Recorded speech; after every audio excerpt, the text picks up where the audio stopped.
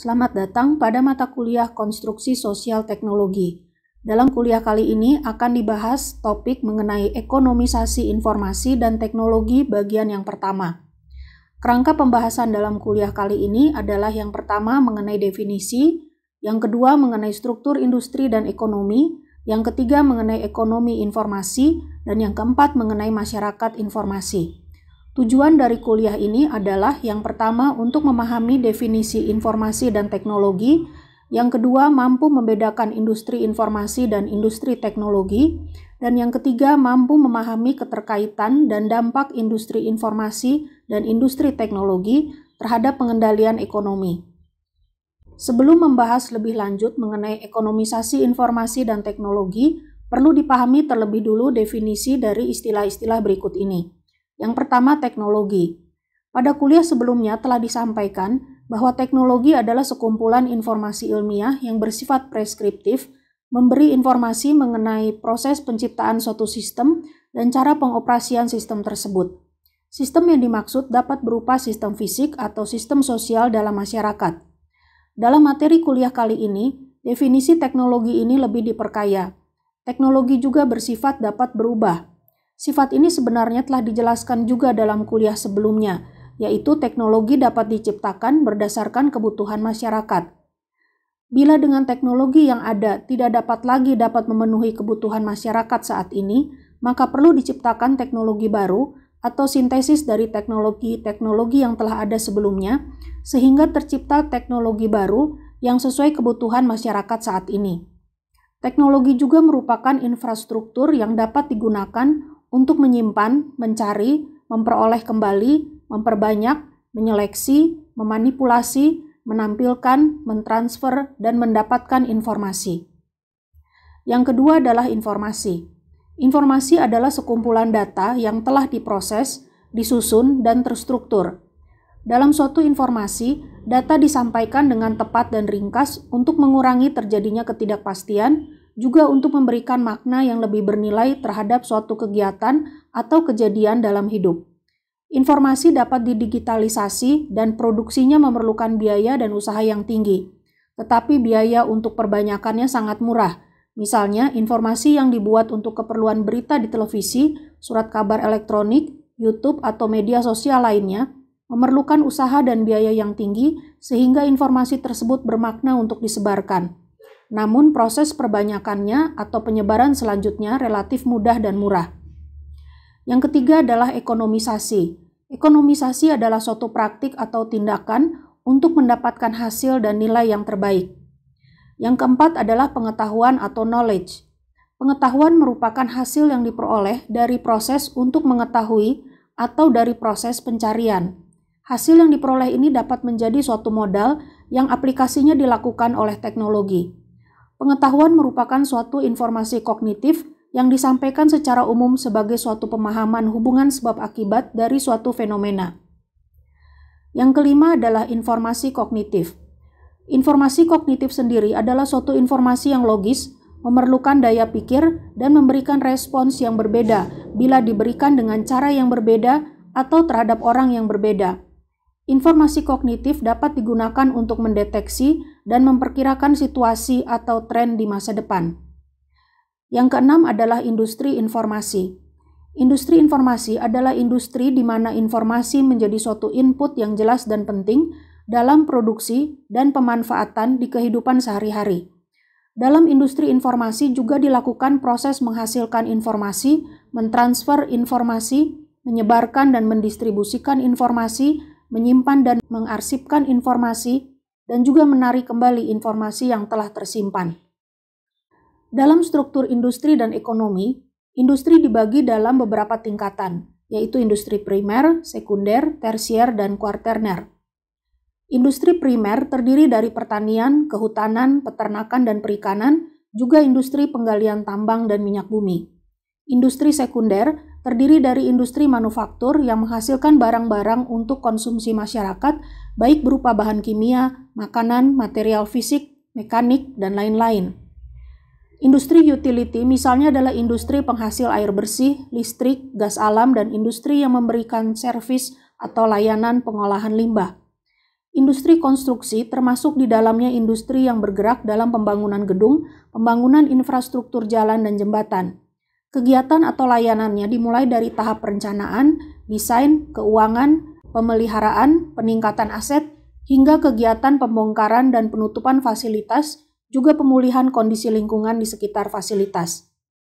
Berikutnya adalah industri tersier. Industri tersier terdiri dari industri keuangan dan perbankan, industri transportasi, komunikasi dan telekomunikasi, industri travel, dan industri personal, social, and community. Industri personal, social, and community adalah termasuk industri yang menyediakan layanan kebersihan atau sanitasi, pembuangan sampah, rekreasi, seni dan budaya, kecantikan, olahraga, pemakaman, cuci dan dry cleaning, dan lain-lain. Industri kuarterner adalah industri informasi, pengetahuan, seni, dan etika. Secara umum, industri informasi mencakup pengumpulan informasi dan memproduksi informasi yang di dalamnya termasuk melakukan pengolahan informasi. Yang umum dikenal sebagai industri informasi adalah industri yang menghasilkan program komputer, desain sistem, surat kabar, periklanan, penulis, penerbitan buku, dan lain-lain. Industri pengetahuan atau knowledge industry adalah industri yang terutama memanfaatkan teknologi dan modal daya pikir manusia. Bila industri pada umumnya menggunakan pengetahuan sebagai input, maka industri pengetahuan menggunakan pengetahuan dan menghasilkan pengetahuan dengan memanfaatkan daya pikir manusia untuk menghasilkan pendapatan. Yang termasuk industri pengetahuan misalnya adalah lembaga pendidikan, lembaga penelitian, konsultan hukum, konsultan keuangan, konsultan arsitektur, asuransi, penyedia teknologi informasi, pelayanan kesehatan, dan komunikasi.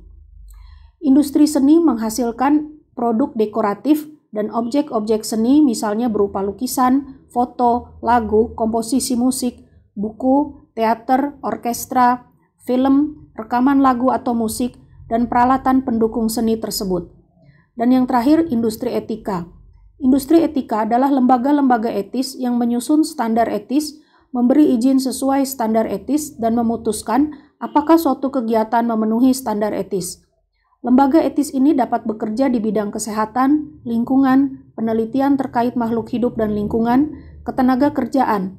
Industri etis juga ada dalam bentuk kelompok filosof, keagamaan, meditasi, yoga, dan layanan sukarelawan. Berdasarkan penjelasan definisi istilah-istilah sebelumnya, maka ekonomi informasi adalah suatu alat dan konsep yang memungkinkan terjadinya suatu nilai yang dibangun di atas keuntungan dalam cara pandang yang lebih luas.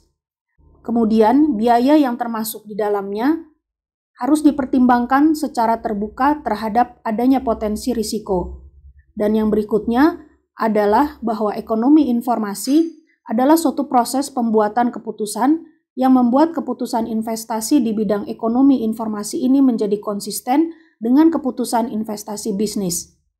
Ekonomi informasi berada pada dua sisi, yaitu sisi supply atau penawaran untuk produksi dan investasi dalam struktur informasi, dan juga pada sisi demand atau permintaan atau kebutuhan seperti informasi konsumsi barang dan jasa. Ekonomi informasi juga ada dalam bentuk mikroekonomi dan makroekonomi. Yang termasuk dalam mikroekonomi adalah teori konsumen atau consumer theory dan teori perusahaan atau firm theory. Teori konsumen adalah bagaimana orang memutuskan membelanjakan uangnya berdasarkan preferensi pribadi dan pembatasan budget. Teori perusahaan adalah bahwa perusahaan ada dan membuat keputusan untuk memaksimalkan keuntungan. Pada zaman modern sekarang ini, teori perusahaan dibedakan menjadi motivasi jangka panjang berupa keberlanjutan dan motivasi jangka pendek berupa memaksimalkan keuntungan. Yang termasuk lingkup makroekonomi adalah ekonomi secara keseluruhan, kebijakan publik, dan internasional. Ekonomi informasi adalah ekonomi berdasarkan pengetahuan. Ekonomi pengetahuan dan ekonomi informasi berkaitan dengan ekonomi digital sebagai pengetahuan, dan informasi disampaikan dalam bentuk digital. Bersamaan dengan terjadinya revolusi dalam bidang teknologi informasi dan komunikasi, munculnya ekonomi pengetahuan mewakili perubahan dari material mentah dan modal menjadi informasi dan pengetahuan sebagai input suatu produksi. Ekonomi informasi adalah informasi sebagai inti dari kebutuhan ekonomi masyarakat modern. Ekonomi informasi bergantung pada pengetahuan dan informasi, di mana peningkatan kebutuhan pengetahuan dan informasi ini harus berbasis sains dan diaplikasikan dalam produksi. Karena teknologi informasi ditransmisikan melalui teknologi digital, maka ekonomi digital menghasilkan kesejahteraan bagi perorangan atau perusahaan yang mengaplikasikan pengetahuan, menggunakan jaringan inteligensi manusia, dan melakukan usaha untuk menghasilkan produk dan jasa layanan. Ekonomi digital mungkin dapat lebih diartikan sebagai perusahaan transmisi informasi yang secara perlahan-lahan menuju penggunaan teknologi digital dan berbagai bentuk informasi seperti visual, audio, grafik, data, dan lain-lain dapat didigitalisasi. Suatu industri informasi yang membedakan dari industri pengetahuan ditandai dengan pencapaian suatu lompatan informasi pada struktur industri sebagai tahap awal perubahan dalam struktur ekonomi. Industri informasi bertanggung jawab terhadap produksi, processing, penyimpanan, dan penyebaran informasi, termasuk di dalamnya produksi komputer atau peralatan kantor, peralatan komunikasi, transmisi informasi, software, layanan pemrosesan informasi, layanan penarikan informasi, dan layanan penyimpanan dan pengarsipan informasi. Bersamaan dengan ekonomi informasi yang berbasis pengetahuan adalah munculnya masyarakat informasi. Suatu masyarakat informasi tumbuh dan berkembang di sekitar informasi dan mengembangkan kondisi kreativitas manusia dibandingkan konsumsi materi. Konsep masyarakat informasi digambarkan dalam dua pernyataan. Yang pertama, melibatkan produksi nilai-nilai informatif, bukan nilai-nilai material, sebagai pendorong pembentukan dan perkembangan masyarakat informasi tersebut. Dan yang kedua, pola perkembangan masyarakat manusia di masa lampau dapat digunakan sebagai model sejarah dan model analogi untuk masyarakat di masa depan. Masyarakat informasi didefinisikan sebagai masyarakat yang kualitas kehidupannya, prospek perubahan sosial dan perkembangan ekonominya meningkat ketergantungannya terhadap informasi dan pemanfaatan informasi. Dengan terjadinya revolusi informasi, maka makin memperluas lingkup masyarakat informasi, di mana telekomunikasi menjadi katalis sebenarnya dari perubahan. Terdapat akses virtual tanpa batas terhadap informasi, dan layanan telepon tradisional akan digantikan oleh layanan informasi multimedia universal. Sebenarnya tidak hanya satu masyarakat informasi, akan banyak bermunculan masyarakat informasi lainnya. Demikian kuliah ekonomisasi informasi dan teknologi bagian pertama. Kita akan lanjutkan pada kuliah bagian yang kedua. Terima kasih.